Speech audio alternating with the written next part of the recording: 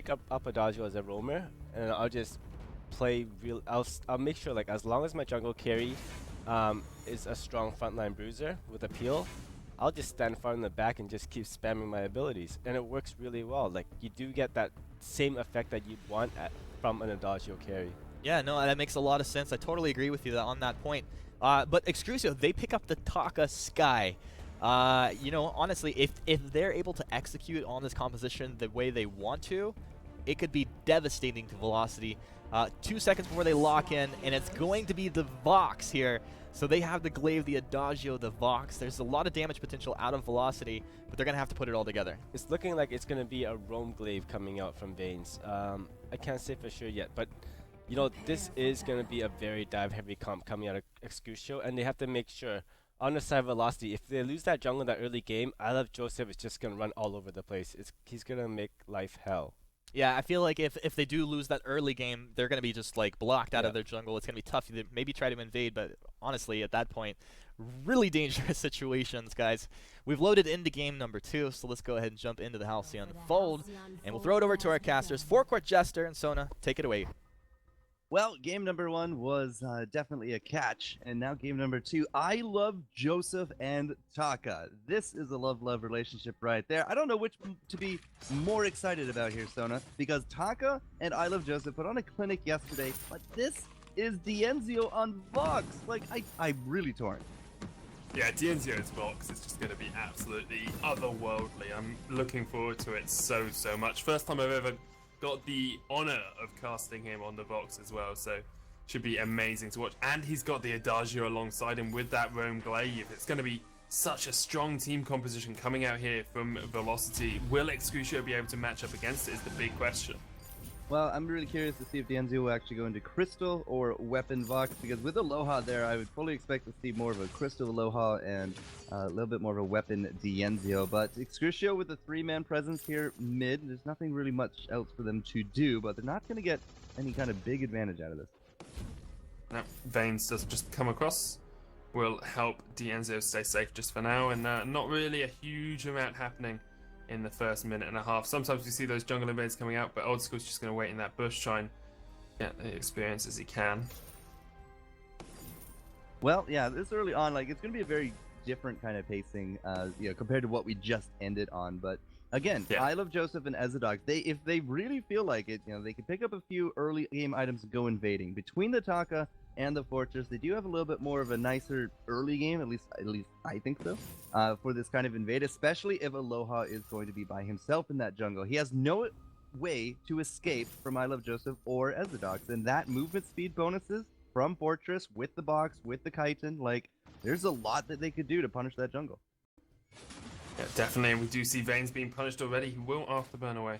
Just keep himself. Actually, didn't even use the afterburn. That was just the Taka jumping at himself. Yeah, chitin. Just sunglasses. The sunglasses and walked away. Yeah. Sunglasses and walked away. Okay. Can you just imagine, like, Glaive with this kind of, you know, thuggish walk as he just sunglasses, puts the axe on his shoulder, walks away despite the fact that Taka's there? Yeah, it's a pretty good. Just deal with it, man. It's like that's the cool thing to think about right there. So, either way, nothing like huge gonna be going down. This is something of a trend, though. A roaming glaive has definitely been seen more than once this weekend. Yeah, it's a few times we've seen it come out. I haven't really seen it be incredibly effective yet. I feel like some of the other roamers, more traditional roamers, like the Arden, the Fortress, the Catherine, tend to work out a little bit better, but can be very strong if you get that afterburn off properly. You do just turn into an afterburn bot, though. That's your entire role, really, on this Roam Glaive. That, and you hit 5 activatable items in a row. Yeah. Yeah. I do believe, though, that a roaming glaive has more negative than positive statistics attached to it, but I mean, that's up to Velocity. Hammer's esports Velocity. I'm going to get into that habit. I swear to God, guys. And it's going to be up to them to show that to us. Now, they're not going to go into that bush, which is very smart. Can't go over the wall. And now Vayne's saying no de-ice as well. It looks like it's going to be double alternating current here for the side of Hammer's esports Velocity, and you still don't really, you assume that you're going to have the crystal power coming out from Dienzio after that, but you can build alternating current into weapon power. It's not a very common build, doesn't tend to work that well, but I prefer the crystal power build after that, and that's going to be a double crystal for that. Yeah, if they, it really depends on what else they want to build after that. Yeah. But you're right. I mean, if it is going to be double alternating, that's a little bit more of an oddity. But who are we to challenge the godliness that is known as Dienzio? Well, maybe Rome will, because Rome's paid. Yeah, Rome will. But Yeah. Rome is usually wrong anyway, so... Yeah, usually. Yeah. See, I like how you catch on with that. That's very good. You're Thanks. very astute, my good sir. So nothing else is going on right now. Like, we're jungling. Yeah. We might actually have a gank into this lane, but old school. I mean, look at the positioning. They go right up into that corner. It's like they knew that there's some kind of gank on their way. And Exodox, he's just going to be there picking up Iron Guard Gold. And I Love Joseph, probably not going to see anything until we hit level 6 for that Excrucio. Yeah, just waiting on that level 6 really at the moment, and a lot of tanky stats already built on the side of Excrucio. You talked about them doing this in the last game. They've already got, like, you've got coat of plates alongside light armor. You've got the light shield built up with that lifespan building towards the fountain. Like, there's a lot of tankiness coming out from the side of Excrucio, and perhaps they'll be able to sustain through Dienzio and Aloha's damage, but Dienzio on Vox is not something that most people are able to sustain through. Already they look for the fight here onto Vayne's. Gonna jump onto Aloha in the backline. Look at the melt. That was really nicely done by Excrucio. We're going to gloss over the fact that Vayne failed to afterburn through that wood stump. He actually just kind of face planted right into it, but it didn't matter because it went straight for the Adagio. As soon as Aloha realized that they were there, he immediately hit those boots. Didn't matter. Like, the jump potential right there, the Excrucio, I Love Joseph. Exodox can just leap with his A. It worked out great. And that's what we're going to be seeing a lot of here from I Love Joseph and Exodox. Somewhat from old school, but that roaming comp is going to be out to just essentially kill Adagio again and again. That's definitely their aim, and we've seen a lot of Adagio junglers just get shut down by it as well. Like, if you can get a Taco and Fortress just on top of him the entire game, it's so difficult for Adagio to escape, as you said. Like, he hasn't got crowd control, he hasn't got a way of escaping, and now Vayne's trying to come down again. Doesn't spot out Exodox, and Aloha will just join back up into this lane. It saw Vayne go into the jungle. Almost got him. The Dienzio is going to go quite low here. Exodox jumps in, there's the afterburn. I Love Joseph puts some damage down as well. And we'll just manage to walk away. They knew that they still knew that Vayne's was there, but they thought perhaps they could try to burst down Dienzio. They are going to force him back, so delay his farming just a tad. But 6 minutes in, I Love Joseph's not going to go for that tension bow, which I think is actually the better of the ideas, because if he's going to tank up this early on, the tension bow is just going to come out way too late to kind of make a difference. Yeah, that's the thing with tension bow. You need it within the first 5 or 6 minutes really to have it be effective, because that's where you're putting out all your early game damage. But yeah, not going to build towards that. Going to decide to go down another build path. We've seen a lot of late game Takas as well, actually. Like, Taka's always, well, in my opinion, Taka's always been known as a more early game sort of hero, but can be played into the later game as well, and can still be effective if you play him properly. I have seen games, man, where his effectiveness goes through the roof, but having a death from above here, we got that flare out. We are going to pop out that mine, but can Vayne's actually come in here for that steal? They're trying to bait it out. They're trying to get it. He will steal it.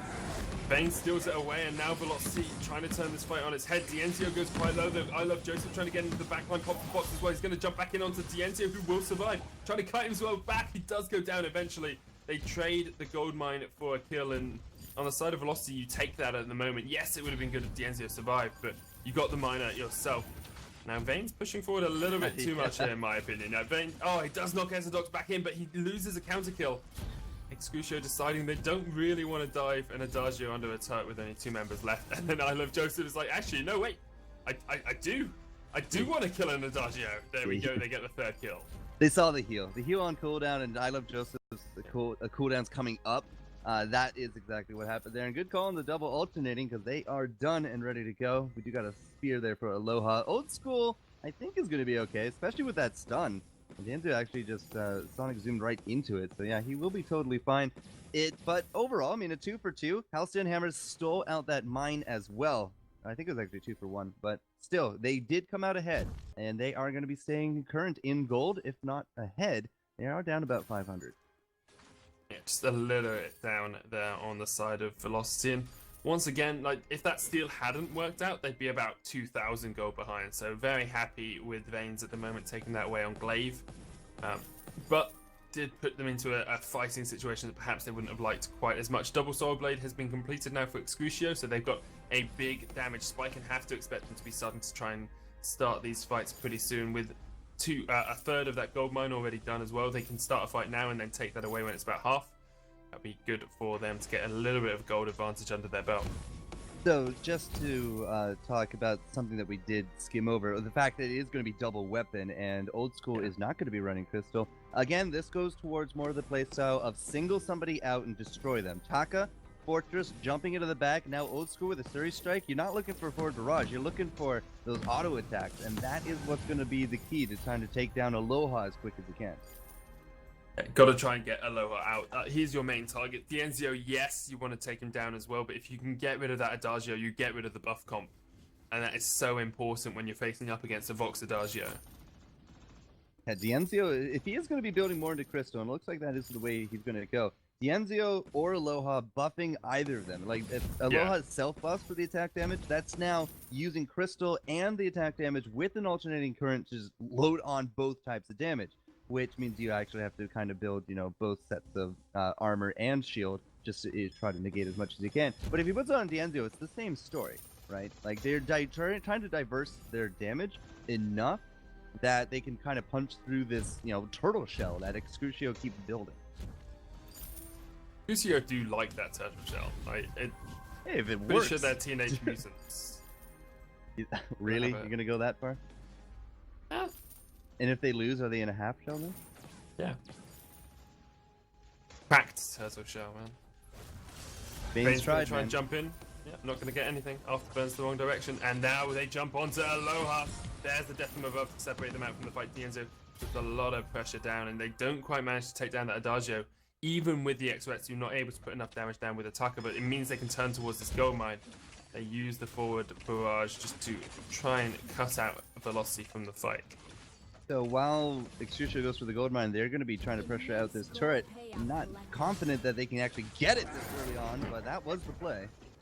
Baines backs away with the afterburn. The attack of the pack was used, but it's going to be taken down there by velocity. And I love Joseph off towards the side, trying to position again for the X-Rex. You're not going to be able to get onto anyone. Scout trap popped, and now he just does retreat away. Now, you saw in that retreat, it was the Warhorn. Vayne's popped the Warhorn, that's why they had that boost of speed. We don't actually have it there for Ezidox. He has the Storm Guard, but he went for a Crucible earlier rather than later for this Warhorn. So, I mean, the next one will be that Warhorn, and we're very likely to see a Crucible come out next for Vayne's. But, actually, you're probably going to see a... well, I wanted to say you're going to see an Atlas Cauldron, but I don't know anymore after that Dragonheart. Still, with that Crucible for Ezidox, the bigger difference here is that there's so many things to stun, to try to counter the stuns from velocity. You got Wait for It with the silence, you got the Verse, and then you got Vayne's with that Aftershock. So that's why we went into a Crucible first for Ezidox. Not too sure how that will work out. It comes down to timing. And these guys, I mean, their reactions are on point. So if they can block even one of those, Crucible's worth it. Yeah, definitely. Especially the Wait for It. Like, silences are so strong just because basically it's a stun and it negates your enemy from doing anything during it as well. Like, you can't get out of it. Yeah, it's AoE, it's so powerful, and if you can get a good silence off, it's what we saw with Catherine. You know, if you get a good blast tremor off, it's so difficult for the enemy team to get back in that fight because you're so quick at reacting to the fact they can't do anything about you attacking them or getting on their face. We have a lot of items completed here from Excrucio. Like, they are a full 6 items. They're not, you know, all built out, but a tornado trigger for Old School. That, I think is... Yep, that's a lot of attack speed now on top of that. Plus the crit. And again, that crit, that bigger burst. You already saw how quickly we can burst down Aloha. Now think about just more damage on top of that. Broken Myth has been finished on Dienzio, though, as well, so he's got... Basically, his core items are done. You know, Broken Myth alternating current on that Crystal Power Vox is really powerful, and got his reflex block as well. So he's the one that they're going to try and protect, I think, as we get later into these fights. They know he's mechanically gifted as a player, and if they can keep him alive, it's going to be really, really strong for them as they get into these team fights. We are 13 and a half minutes in. And I have to think, you know, 15 minutes. The next fight's going to be over this gold miner, probably in about 30 seconds or so. And then we're going to see these big fights start happening. Old School's the only one that can get... nope, he's not going to get infusions. He buys an Aegis instead. There's the Warhorn. for Ezadok. And yeah, there's the gold mine now going to be going down. We need as much cash as we can. Old School needs about 300. Joseph needs another 100 or so. Gold mine, no steal, no steal. That will almost be enough to pick up now infusions, because with this Kraken coming down, you're going to be wanting to bank up a little bit. The Enzio can pick up his. Vayne's not too far off. But same here with Old School and Joseph. Yeah, definitely. It looks like Excrucio going to start to position, as you say, defend this lane for now, and then once that Kraken comes up, they're going to go for it. And here comes the start of the fight. Going to try and jump onto Dienzio, but he puts a lot of damage back down onto I Love Joseph. We do see Vayne's going to jump into the fight. Ezodox and I Love Joseph very, very low. Old School trying to reposition around the fight. Here comes Attack of the Pack, and Vayne's low now. They do see Dienzio jumping back into it. He goes down though to the Excrucio, and now Vayne's the target. He's going to get taken out as well. It's Aloha all up by himself. And he's going to get taken out by Ezodox. Just runs in. 3 members get the kill there, and actually with only 10 seconds left before Kraken spawns, they can get the turret, then go towards Kraken if they want, or they can go for 2 turrets. Picking up the turret, I'm not entirely too sure if they're going to be rushing down the Kraken. They need to get infusions. But after that ace buff, yeah, no, I'm going to take that back. They can totally rush it down now. But the turrets do bring their opponents back to life just that much quicker, but they are going to be, pretty much noted, and they're going to be known where they are. At the end, of course, now just leaving that little chokehold turret. So now we can pick up infusions, look for a fight, get a Kraken, and it could just be easy peasy from there. But again, Excrucio tanking up, more defensive than offensive. Old School even getting a coat of plates. How often have we seen our skies go defensive? Never. Well, that's because most of the skies we've seen have been Mixi, and actually, yeah, almost all of them have been Mixi. Yeah, didn't have the best of games in most of the games we played today.